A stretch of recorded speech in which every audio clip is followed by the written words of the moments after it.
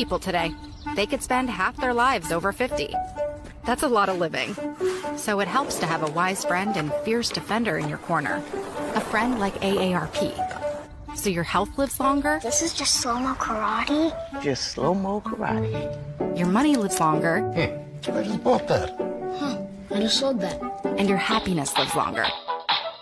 That's why the younger you are, the more you need AARP. Join today. Welcome to AARP Illinois' virtual event. It's so wonderful to have you with us. AARP is on a mission to connect with individuals across various communities, especially those aged 50 and above. We're here to listen, understand, and address the unique needs of you and your community as we age. Our goal is to enrich your experience by expanding our local activities, providing opportunities for you to discover and engage with all that life has to offer right here in your own community and virtually. As we journey through today's event, we invite you to consider joining our dedicated team of AARP volunteers. It's a chance to make a meaningful impact and help us better serve those 50 plus across the nation. Connect with us and be a part of this vibrant movement toward positive change. Welcome, and let's make this event both fun and transformative.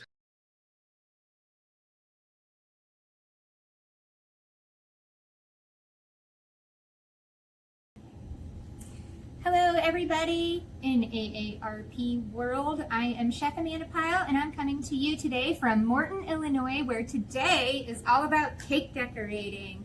It's the holidays, December is coming, or it's here depending on when you're watching this video, and we know that dessert is going to have a place on the table. And so today we're going to be making a beautiful 2-tier vanilla cake with a Christmas tree theme. This Christmas cake will look great on the middle of your holiday table, but it's also something to do with somebody if you want, maybe an adult and child together or somebody that you're taking care of. This is going to be a great how-to tutorial to make an easy cake step by step at home so that you can do it yourself next time instead of ordering it from your favorite bakery. So let's go ahead and get started. I'm going to run through everything that I've got here as far as supplies first and tell you what I've done to pregame for my cake decorating experience. So the first thing I have is a cake turner. You're definitely going to want one of these. It's very difficult to decorate a cake without a cake turner. I also have my cake board here. I really like to find a board that has a nice, shiny, wipeable surface. That's going to be important because we're actually using real buttercream, which, as you know, contains a lot of butter. And if you're using something cardboard, like this, it's going to show that oily, buttery mess on there if you get some that happens to fall off your cake and goes to your board. So I would definitely recommend finding a board with a wipeable surface. These are easy to find at any of your big supercenter stores. I've got some different bowls because today we're going to be making a Christmas tree themed cake. It's kind of like a winter wonderland cake too, so you'd be able to make this in December or January. But we're going to be making frosting in several different colors of green. So I've got some bowls ready to go off to the side for that. I've also got an empty bowl that I'm going to use for wiping later. So more on that when we start the process. Over here I've got 2 vanilla cakes, and then we've included the recipes for the cakes for you as well. And so I'm just doing vanilla. I recommend that if you are a novice cake decorator that you start with making white cakes before you move on to chocolate and other dark flavors. The reason for that is decorating cakes can be a tedious and difficult experience at first, and it's definitely a practice makes perfect sort of challenge. So hiding white cake crumbs is much, much easier than hiding chocolate cake crumbs. All right, so the first thing that we're going to do is level off our cakes. I'm looking at my cake and I see this beautiful dome, which is perfect if you're just having a cake, you know, strawberries on the side or whatever. But for the art of cake decorating, we want to make sure we take these domes off so that we have a nice cake that doesn't have too much of a gap in the center, which we would have to fill with too much icing. And we don't want a doming top. We want something that's nice and flat. So I'm going to start by grabbing my serrated knife. I like a knife that's going to be bigger than the circumference of my cake for this. And I'm going to get down kind of level and even. I'm going to just set that knife right on the side of my cake and wiggling on across. And don't throw those cake scraps away, folks. These make wonderful cake pops. Add a little bit of your leftover frosting to the crumbs of your extra pieces of cake. Roll those into balls, get to dipping, and then voila, you have cake pops.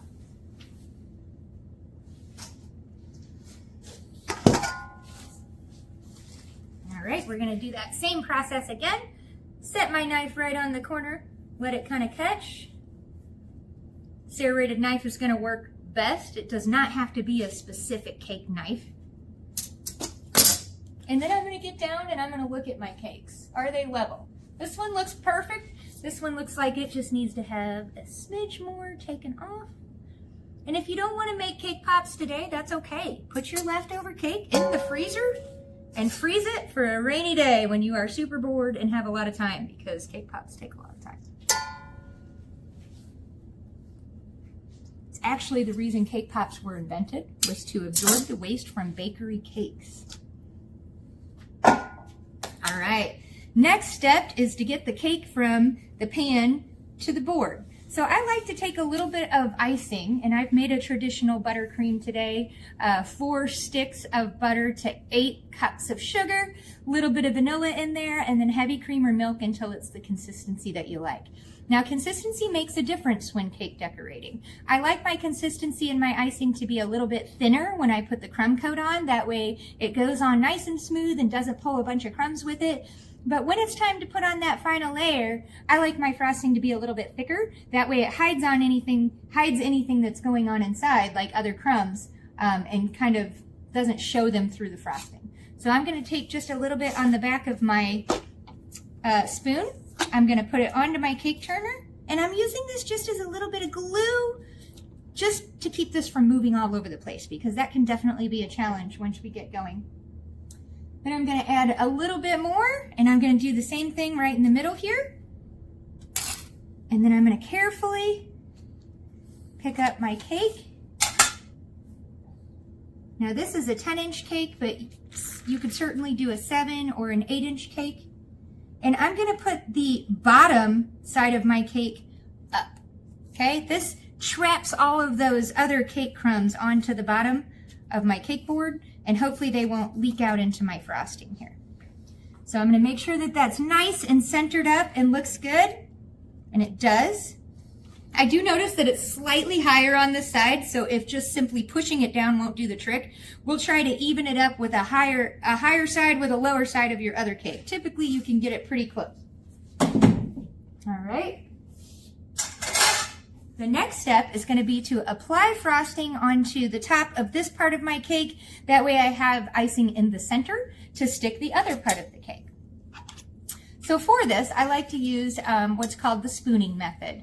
I like to never dip my cake spatula, my spreader, into the cake frosting, because I don't want to transfer crumbs from my cake into my frosting. So it's really important that I use the spoon method, which is just to dip up some frosting, and then I'll use my spatula, my cake spreader, to get it off of my spoon.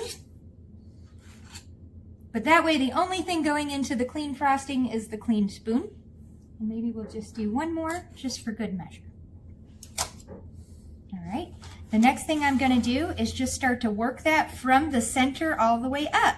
You'll notice that I'm right-handed, and so I'm turning my wheel up with my left hand, and I'm gonna pull down with my right hand so that I can spread. I'm also gonna use my thumb just to kind of hold on to that cake board so that it doesn't want to go everywhere.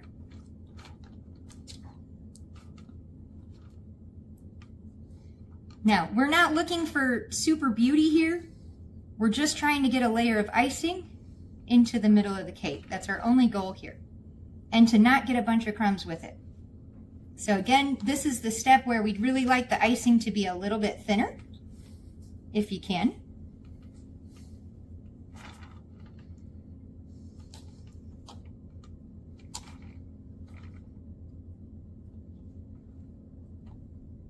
I'm not too worried about the sides right now.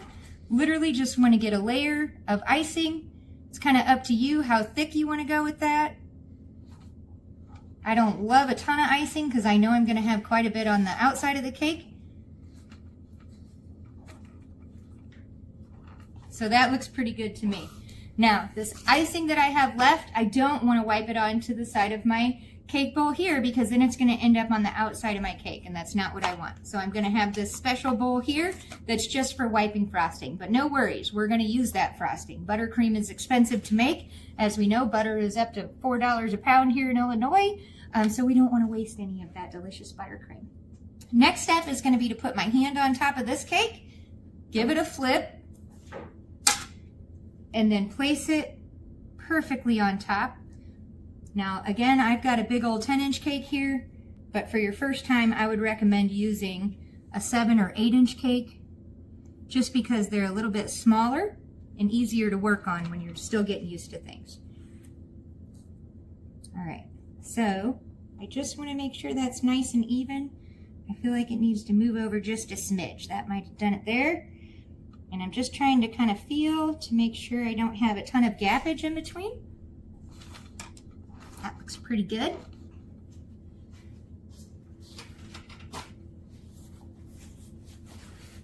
All right, so now we need to apply to the top, around those edges, and then in between this really thick seam here that's in the center. And so for this, I actually like to use a piping bag. Spreading the frosting drags crumbs. So you're going to get a whole lot less crumbs if you can pipe your frosting onto your cake. It'll also help you fill up this kind of seal in between the two cakes that needs a little bit of extra frosting. Just going to get a big old blob of that.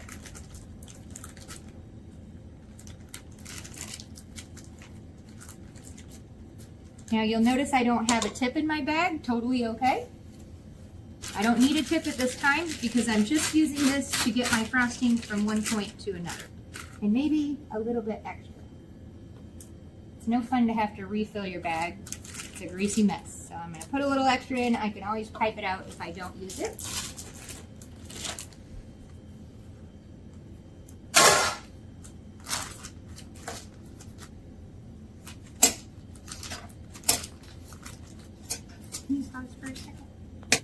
All right, so I have my little bench scraper here. I just like that to kind of press my icing down so that it's not at the end of my bag. I'm just gonna clip my tip here, about right there.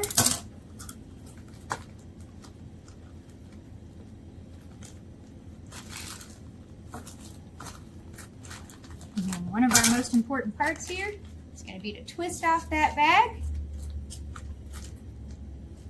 so that none comes out the top. My next step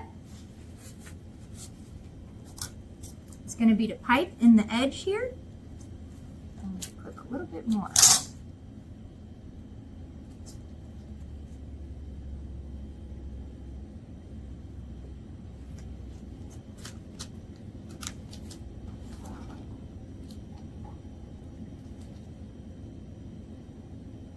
Icing's a little thicker than I want it to be, but I'm going to make it work.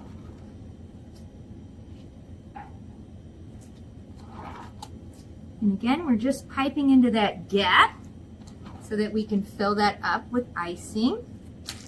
Then we're going to do a bit of a spiral technique on top.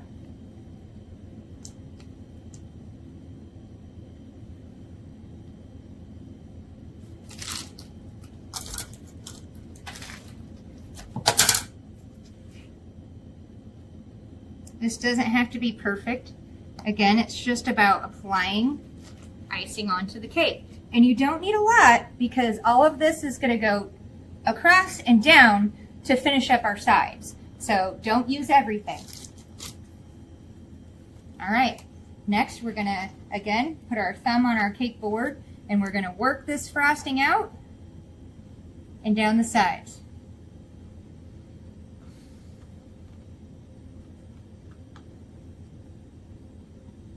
Now the weather makes a huge difference when you're cake decorating. If it's cold in your house, your buttercream will be too cold to use. If it's hot in your house, your buttercream will be too warm to use. So you want to try to keep it at like about 75 degrees in your house if you can. Looks like I might need a tad bit more buttercream, but I'm going to see how far I get with this first. Don't be worrying about crumbs being able to be seen from the outside. It's kind of the point of this, is to lock in the crumbs. That way when you put your final coat on, no crumbs are going to go through. So we're going to ice this cake all the way on the top down to the bottom and around the sides, and then it's going to go in the refrigerator while we get the rest of our colors and stuff ready. So this is going to actually be a really thin layer, folks.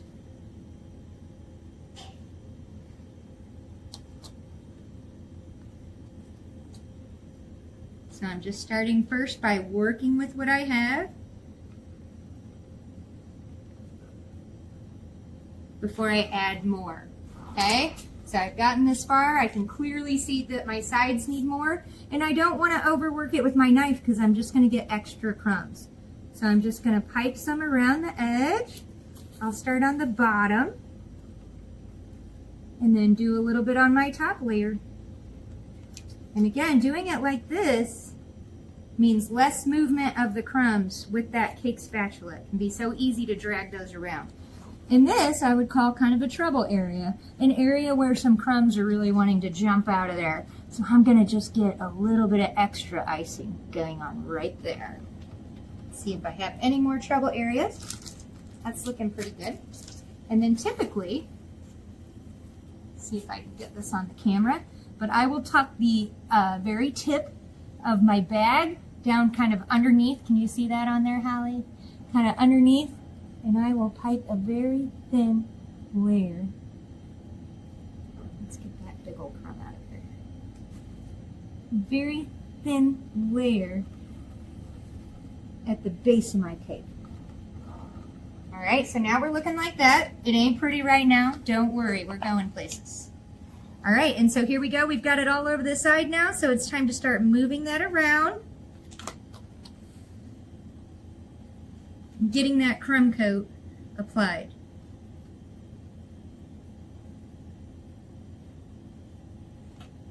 This is a very moist cake because we made it today. So I would recommend baking your cake a day before. That way it's nice and cool. It'll make it a little bit easier for you to work with.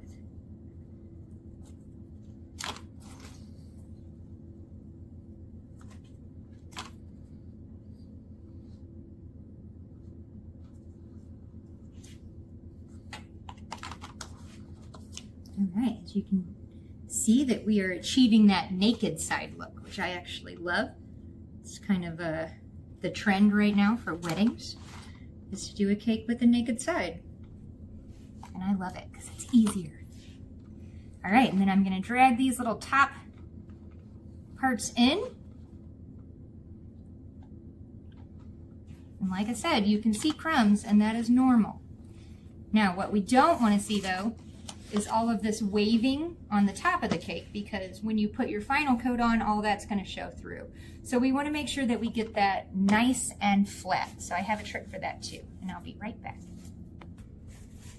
All right, and so we were just talking about how to smooth out the top of our cake, but I got sidetracked wiping my cake because before this goes in the refrigerator, I'm always going to make sure I wipe the base off first, because if not, the icing gets cold on your cake board and it's much harder to get off.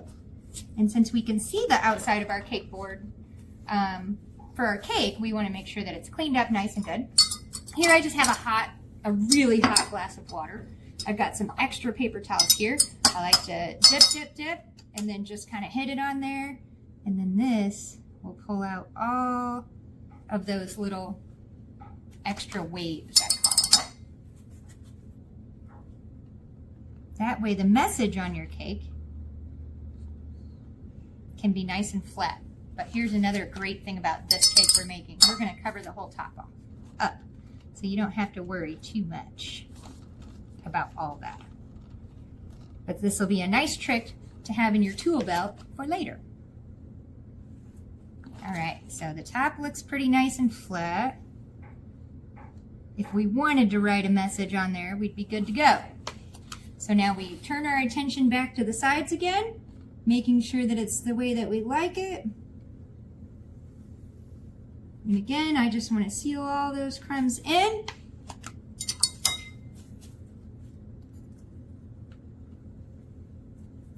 A little water on the edge never helps or never hurt either. But again, you'll notice I'm dabbing that spatula on a napkin before I keep going, because I don't want all that water in my cake.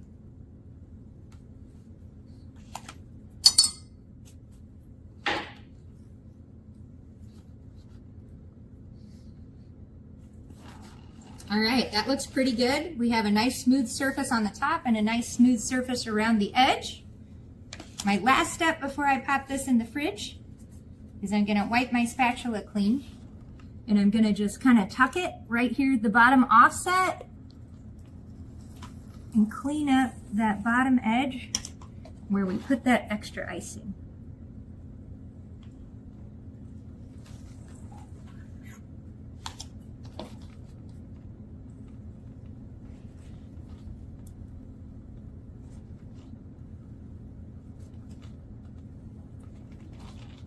Alrighty folks, we're gonna put this into the freezer for about 5 minutes. And then in the meantime, we're gonna go ahead and dye our frosting for the top of our cake.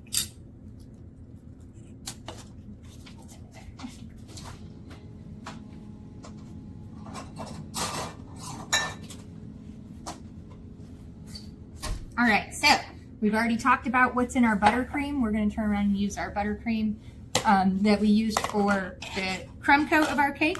And we're just going to dye ourselves a few awesome colors. Again, this has all different kinds of pine trees is what it's supposed to look like on top. So I thought we would do 3 separate colors of green that were really different from each other, and then also some of the trees in white, just to give a little bit of nice color differentiation. This is about the amount of icing I have left, which should be plenty. I want to leave about half of this to do the final layer on my cake, and then the other half I'm going to dye green in 3 different shades. I'm going to just spin this up a little bit more just because it's been kind of crusting as I've been talking.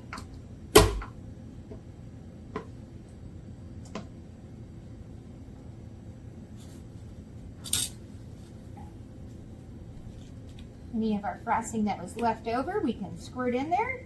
We want to make sure we use everything.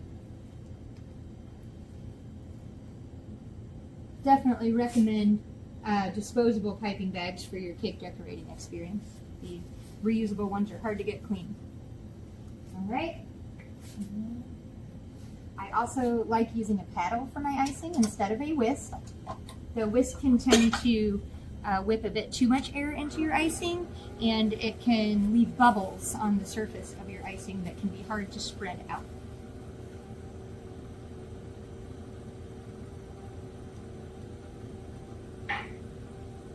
You want to... All right, so I'm back. We are adding a little bit of food dye, so I've got a neon green.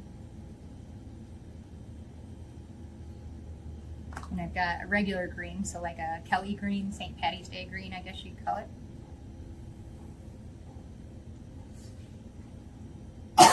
Excuse me.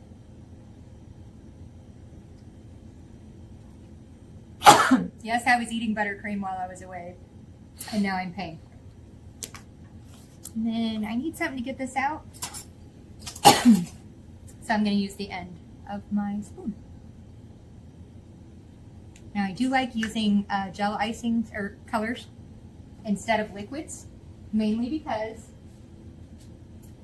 the liquid food coloring is going to change the consistency of your icing. It's going to make it thinner.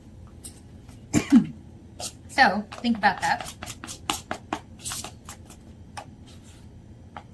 Definitely need more of that.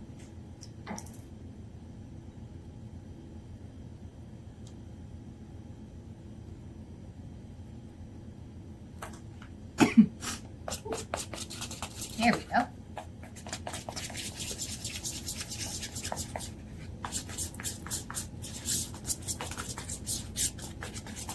Alright, there's one. I'll probably make that a little more green. Let's see what the other colors have to offer first. Right now it's like a minty green, which could be cute.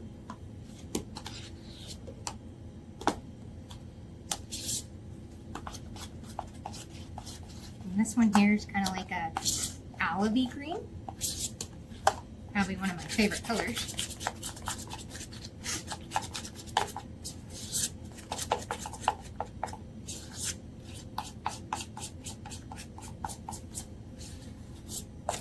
And I'm loving that color, so I already know I want to make this my main color, so I'm actually going to steal a little bit more icing out of that first batch. This just screams Christmas to me, and forest, which is kind of the theme of our cake. All right, there's that one. Now we need one more. Hey, it's good. All right.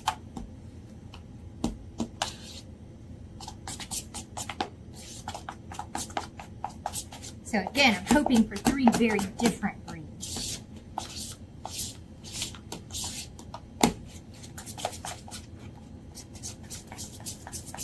Oh, there we go. So we've got a nice limey green.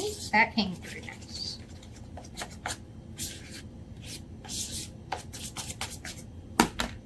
Nice limey green, nice kind of foresty green.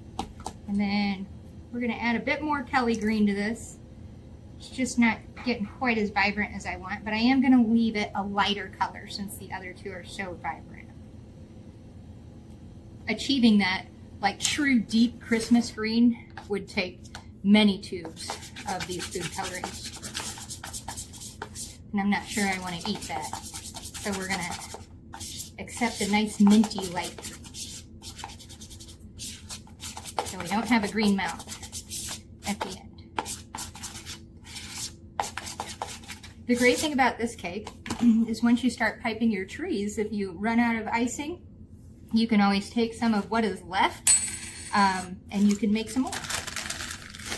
And it doesn't matter if it's slightly off in color because the idea is that all the trees are looking a little bit different. And for that reason, I also have different tips here. And so I've already got my bags loaded with my tips, but I'll show you how to do one too. But this here with the extra teeth is a French tip. Okay, and then this one here has less teeth and a little bit more closed in the middle. This is going to be a star tip. And then we have a smaller version of that French tip just to give us a different size tree. And then a larger version of that star tip. So we're going to have basically 4 different colors because we've got the white as well. 4 different colors, 4 different tips to give us a variation of 4 different styles of tree. To get those tips in, I don't necessarily like to use couplers. It's just one more thing that you have to wash and deal with. And if you buy a nice sturdy bag like this, you won't actually need them. Couplers in cake decorator world is more so that you can switch your tips off of one color of frosting and onto another without having to rebag. But we're not going to be doing any of that today, so that step is actually unnecessary. All right, so I'm going to take the one I have the most of, and I'm going to load that into my bag. All the way down in there.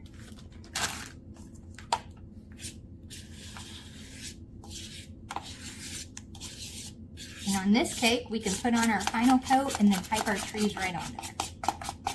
Simple cake, easy to make, easy to share with people that you love. Easy for the holidays. We need easy. All right, there's our first bag. I'm going to take my scissors.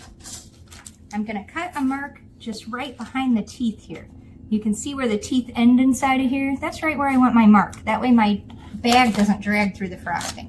I'm going to back that tip out just a bit, and then I know exactly where to cut. Directly across. Oops. And then my tip fits my bag perfectly. And again, really love this bench scraper or pastry cutter to help get all of my frosting down where it needs to be so that we're not wasting any. There we go. There's our first color ready to go. Boom. Let's do that with the same. I think just little bags for these 2 will be fine. This is going to look really pretty next to the dark green.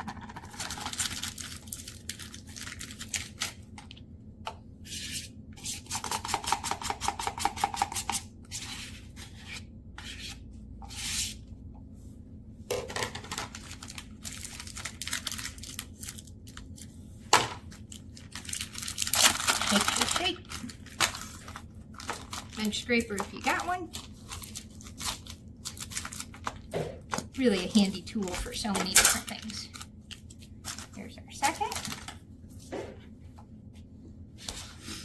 And we might just see if this is enough to do all of our trees. And if it's not, we'll fill in with a little bit of white. We're going to see where it takes us.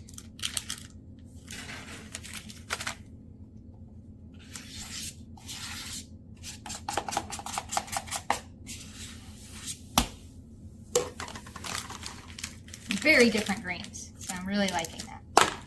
Very different. It's perfect.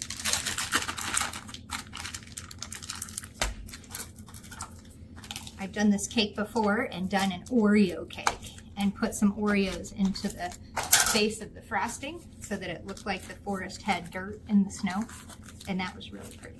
So there's some different stuff that you can definitely do. All right, now we've got all of our greens. We've got our leftover white, which is what we're going to use to frost our cake. And so I'm ready to do that, and I'm going to go grab it. Messy, messy, messy.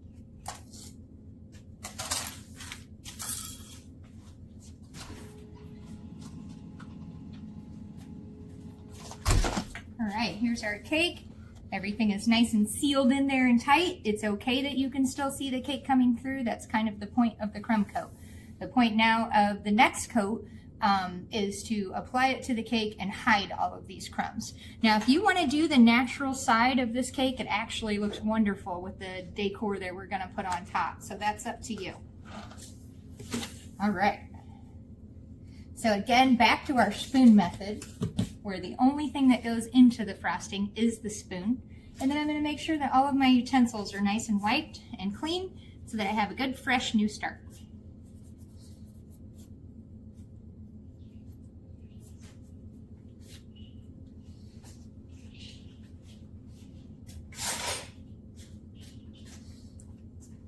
All right, and here we go. So you could just continue to pipe your frosting on like we did earlier. That's one way to do it, but you can also use the spoon method and just put little dollops all around. Now remember, the top of our cake does not have to be perfect. We're going to hide it. You're not going to see any of the top of this cake, so it's okay if you don't get that perfect or if you still see some crumbs coming through.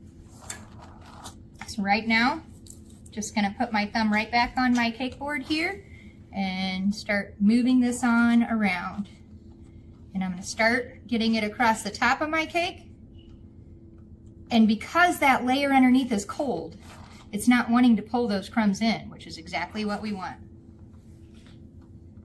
And then once I know I've got plenty on top, we're going to start dragging across and dragging it on down and frosting those sides. So maybe I'll put just a bit more on.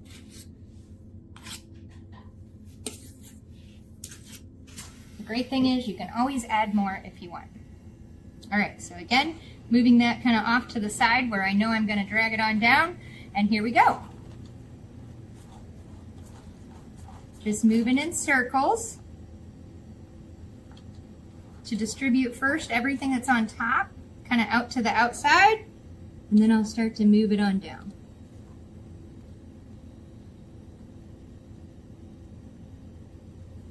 As you decorate more and more cakes, you'll notice you use less and less icing. But for that first one, I would recommend definitely making a double batch.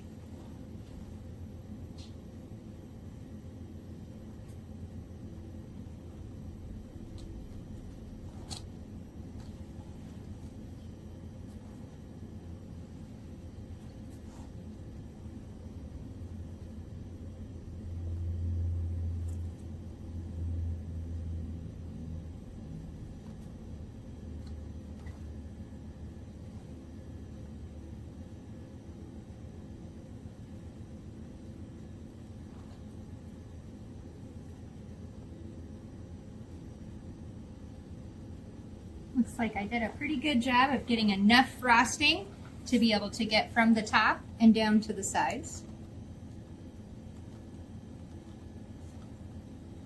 And when you apply your warm frosting to your your cold cake, you're going to notice it sticks right away. So you might have to go back to that hot water technique just to kind of smooth it out a little bit.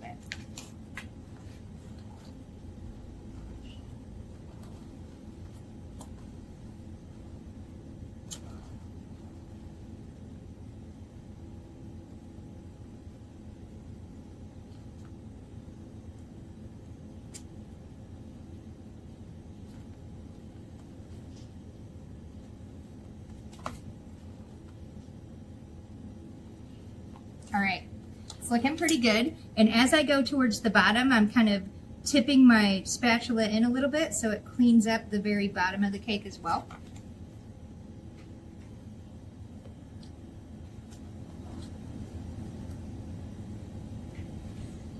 Pardon me. And then it also kind of tucks frosting in underneath the cake and seals that up.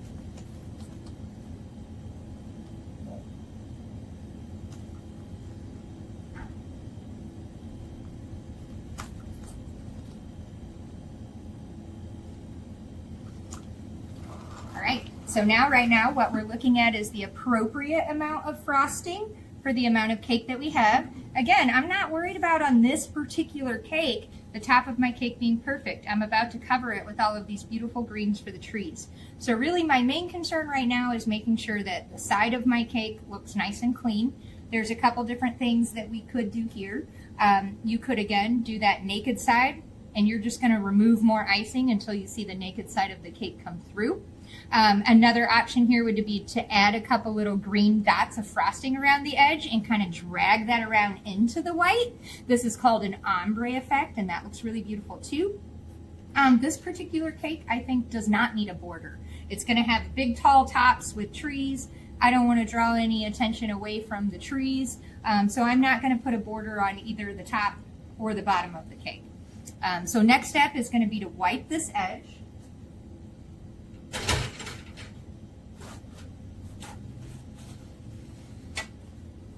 I've got just a little bit of paper towel here. I'm just getting the tip of it wet. Wiping all that excess frosting that I got on the bottom. And again, this is where that awesome wipeable cake board comes into play. I know it's really fun to buy all the super awesome sparkly ones, but those are very hard to wipe too. So I would get something with a nice wipeable surface. All right, and then there's a couple different ways you can do the side. This particular cake in the picture that we sent you has kind of a ridged side, which comes from our spatula, actually. We're just going to start it on the bottom, and as this is turning, we're going to keep turning it and turning it, and just kind of drawing that ridge into our cake. There's also some teeth-like tools that you can use to do this as well.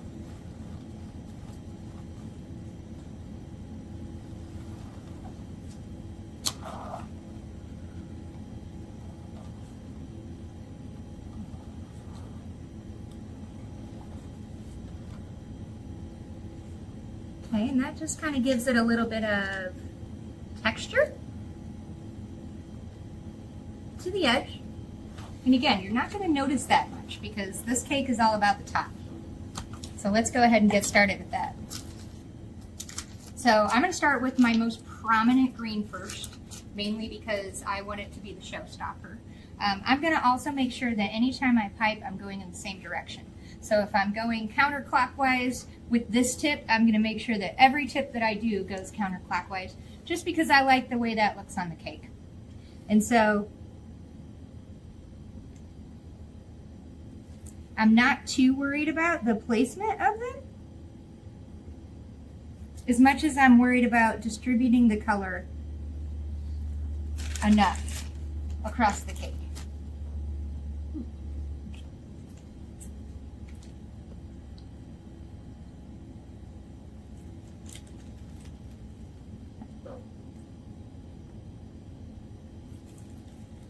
So again, same direction every time. Maybe we get one more little guy right here.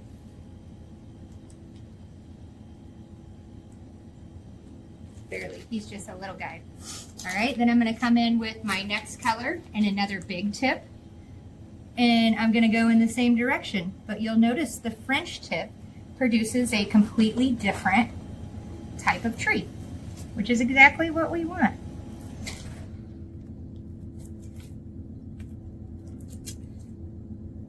Ooh, those look great together, don't they? I love that.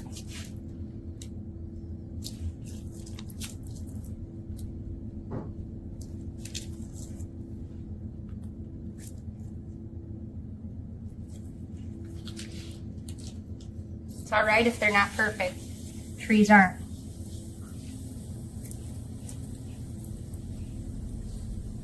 All right, and then we're gonna go back in with our little one here. This is gonna give us even a different dynamic there.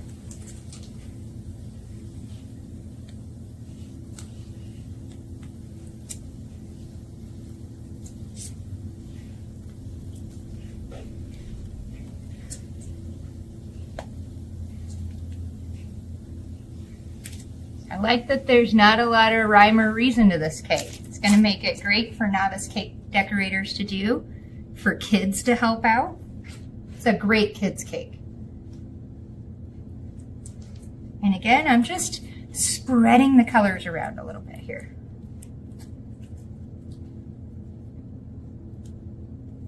And I want this color to be noticeably smaller than the others.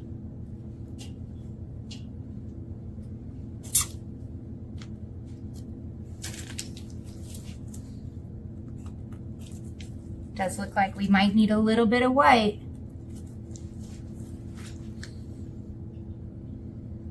Or if you don't want to do white, you could add green to the rest of your color, your frosting, and do that. Right here. All right, so we've got our last piping bag, and our last bit of frosting.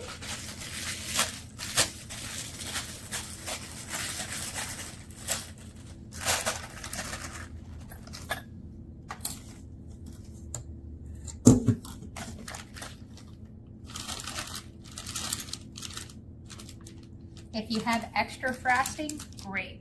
Put it in a Ziploc bag, put it in your freezer. Next time you're ready to make a cake, let it thaw in the fridge overnight, and you've got buttercream in minutes. I usually will put it back into my mixer and kind of bring it back to life in there.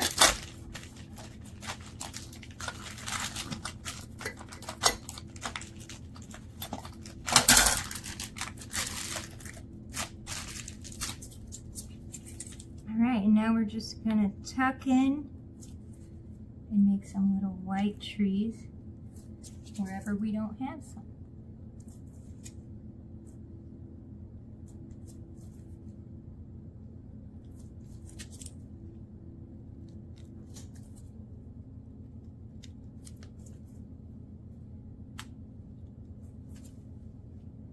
It's a lot of frosting on this cake. So somebody that really likes frosting, this is going to be a good one.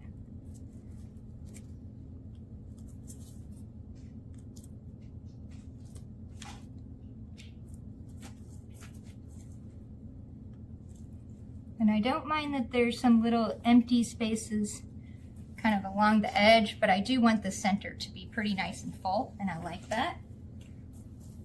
And I've got some little sanding sugar, just to add a little something to the white.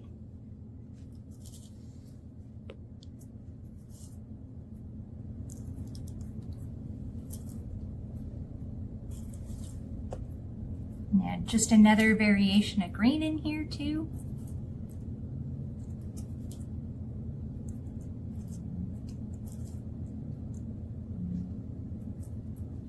Okay.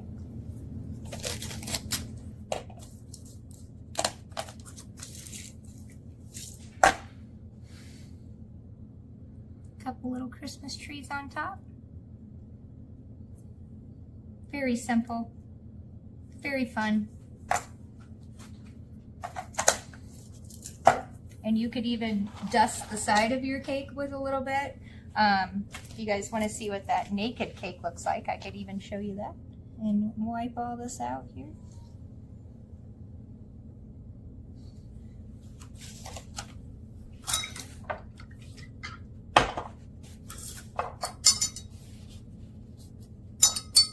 you like the naked sides with it because it'll look like dirt.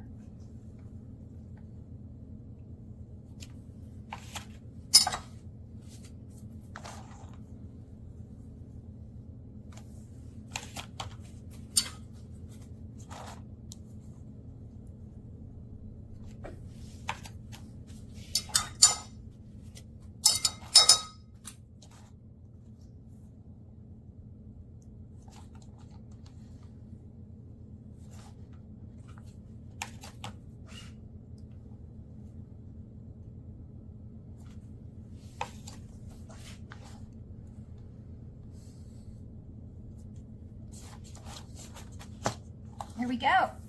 The cake turner keeps getting stuck on. How's that look from your side, Hal? Good?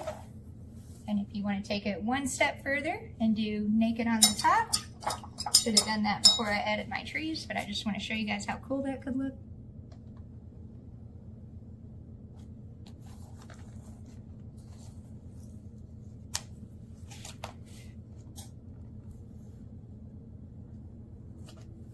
And again, this is just all about applying some pressure at the same time that you're moving the cake.